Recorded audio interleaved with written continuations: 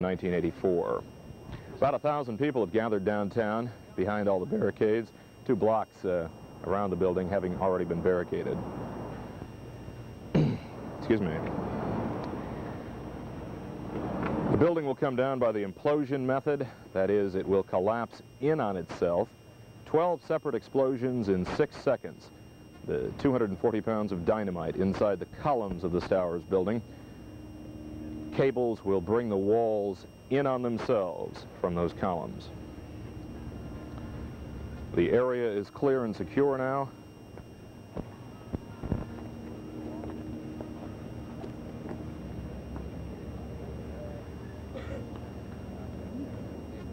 The dynamite will be electrically detonated from a safe distance away. When the siren's 2 minutes from the point of the siren is when the building is supposed to come down. That was about a minute and a half ago. There goes the next siren. Here's another siren. You may just barely be able to hear it. We're 15 seconds away.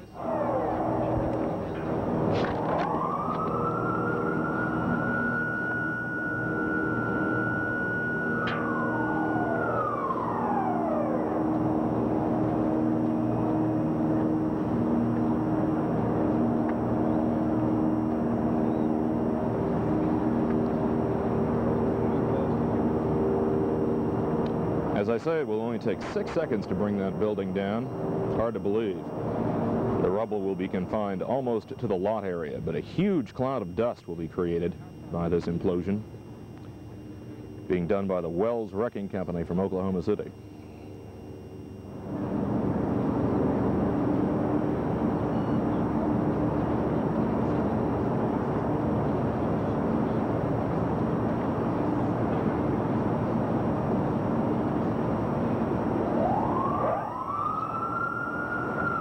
Is the 15-second siren. 3 short blasts.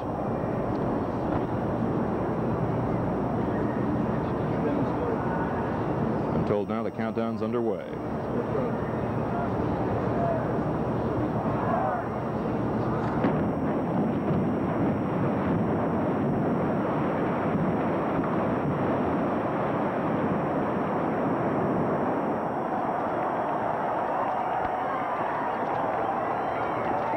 And there it is, the 70-year-old Stowers furniture building, nothing more than a cloud of dust and 400 tons of rubble. Went off without a hitch. 1,000 people or more in downtown San Antonio to watch that on this Sunday morning in 30-degree weather. You can see now the dust spreading for blocks. People actually running away, trying to get clear of that cloud of dust. Actually, it won't be more than a few seconds before it's up our way above the city on top of the National Bank of Commerce building.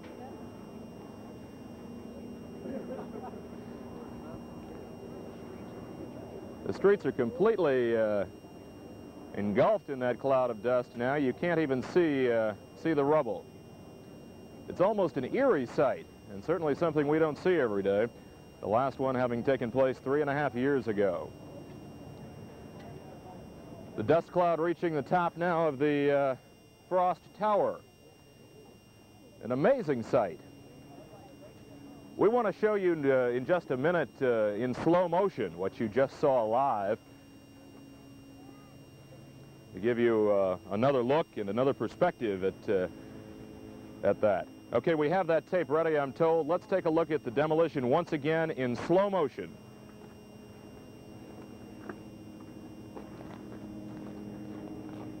Do we have that tape ready? Was this live here? Okay, here we go in slow motion now.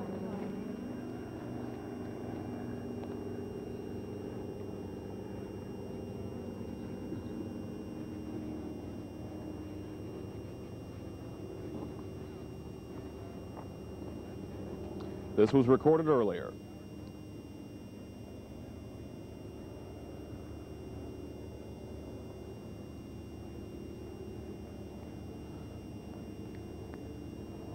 You'll be seeing it fall here in just a second. We're right here next to a couple As I said, this is in slow motion. We're rolling that tape now. I think a little more, or a little too much concern, probably. Recorded just a minute ago. And people who handle the demolition rather expertly. The dust is beginning. Are we having some trouble there with that tape?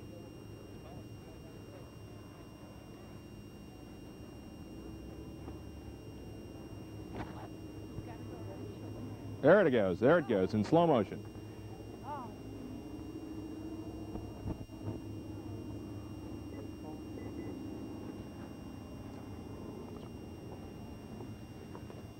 Recorded just a couple of minutes ago.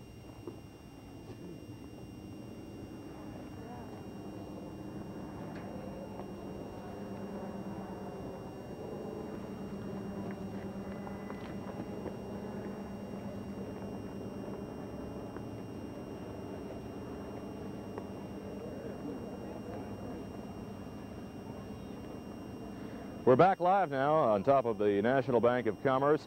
The dust cloud beginning to break up a bit as it floats all around town. The winds are fairly calm, I think just a couple of miles an hour this morning. But as far as we could tell, the demolition came off without a hitch. Something that everyone, especially the wrecking company, is pleased with, I'm sure. That building leveled to make way for the new Frost Bank Tower. Let's take a look at that rubble now. It's amazing to think that that was just a few minutes ago a 10-story building. In about 20 minutes, they'll sound another siren to indicate that the area is clear. And today and for the next few days, workmen will clear away that rubble for construction on the new building to start, that to be completed in 1984. The streets surrounding the area covered with dust, people beginning now to head homeward. I'm sure with a lot of memories and I'm sure a lot of good pictures.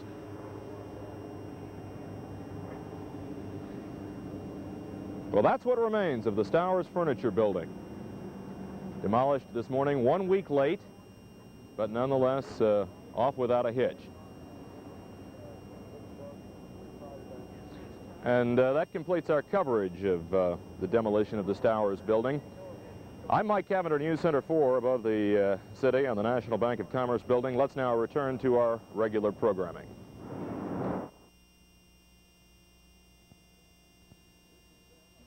This has been a News Center 4 special report. The Stowers Building falls. We now resume our regular programming in progress.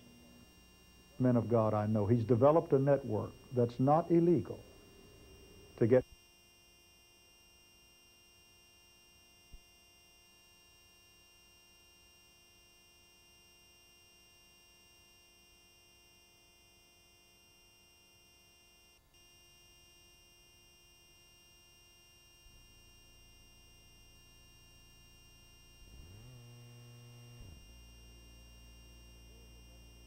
Area residents say it's the worst flood ever to hit the Bandera area. Rivers and streams swell to more than 100 times their original size. Suddenly, there were impassable rivers blocking all traffic on all highways into Bandera. The town isolated, accessible only by air. Emergency helicopters were called to rescue hundreds of people. The crest of the Medina River came suddenly, and for most, they barely made it out.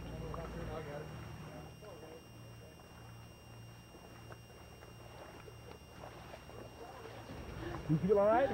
Yeah, I'm still alive.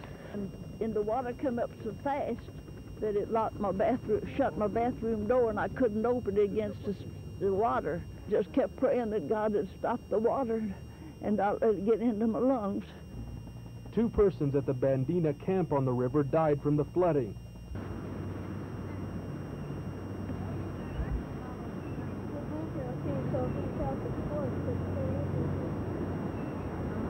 At 8:30 this morning, these houses were on dry ground.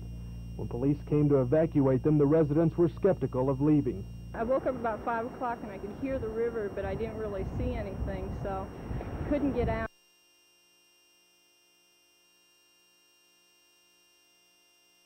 So just went back to bed. About 8:30 the phone rang, got up, and at that time the river was out of its banks, but not close to the house at all, but they told us we had to evacuate. But I wasn't too concerned about it at that time. Within 45 minutes, the house was completely under. And then down the river went refrigerators, telephone poles, and tons of other debris. By early this afternoon, the river crossing Highway 16 just this side of Bandera went down about 15 feet, and you could see some of the cars, trucks, and treetops that had been underwater for more than 6 hours. But the town remained inaccessible by road.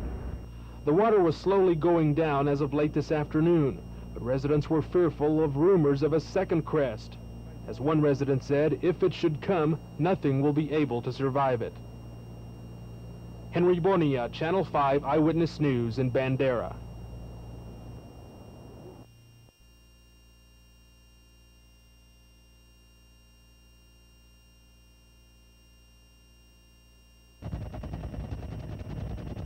A civil defense spokesman said the Guadalupe River has never before risen as high. By 9 o'clock this morning in this area just west of Bandera, the water had somewhat subsided. Still, it nearly reached the tops of cars 1/2 mile off the main channel. In pre-dawn hours, local rescue teams began evacuating some residents along the river. 80-year-old Clarabelle Lovelace had crawled into a bathroom cabinet to escape what she estimates were 8-feet-high waters throughout her house. I could tell the water was going down, and I just kept praying it'd come up to my chin. And I kept holding my head up against the ceiling of the closet. So the water actually was up to your chin for a number of hours? About an hour and a half, yes, And I just kept praying that God would stop the water and not let it get into my lungs. A few miles west at Camp Bandera, residents reportedly awoke at 3:30 this morning to find their campgrounds flooded. 20 brick homes there were destroyed. And at mid-afternoon, authorities told Eyewitness News that 2 camp members were dead and 5 still were missing. It was the roar of the river at about 4:30 that awakened this group of riverside campers. A half hour later, they climbed onto the roofs of their cabins to escape waters they say crested several feet at a time. Women holding small children were helped onto tree limbs, where they stayed for more than 5 hours. Well, we woke up and I held him and just walked down and found a tree, and a man was in a tree. And I'm so glad he's here. And he scooped me up into the tree, and he just slept. My little boy slept through the whole thing. Masked crews plan to continue through tomorrow searching through the rubble, following reports from survivors of other possible flood victims. With just about the same speed that it rose, the river now is receding, and soon it will be back to normal. Then cleanup and repair from the damage it did can begin. Margot Spitz, Channel 5 Eyewitness.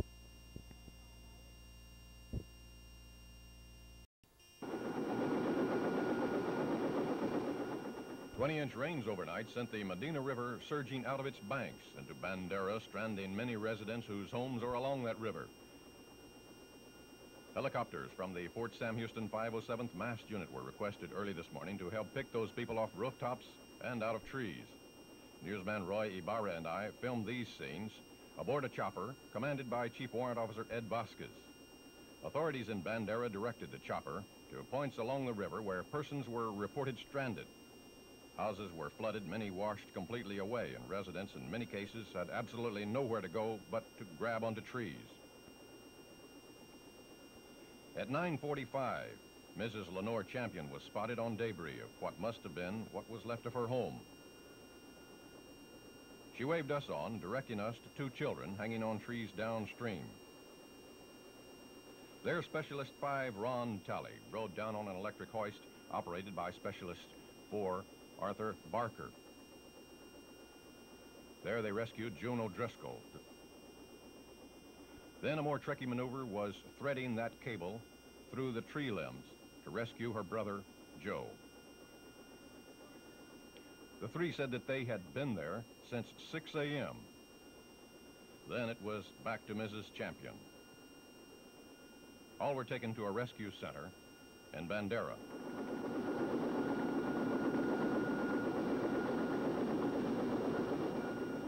At Camp Bandera, one woman was rescued from a tree.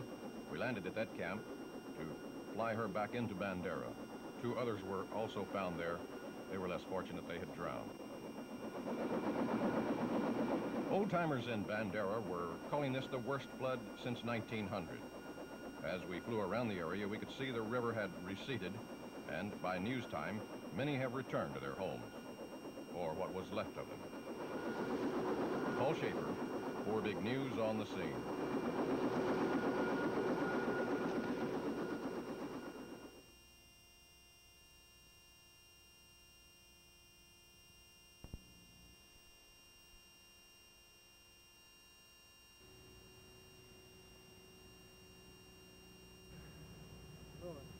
The Southwest Foundation for Research and Education in San Antonio has the world's largest baboon colony in captivity with a population of over 2,000.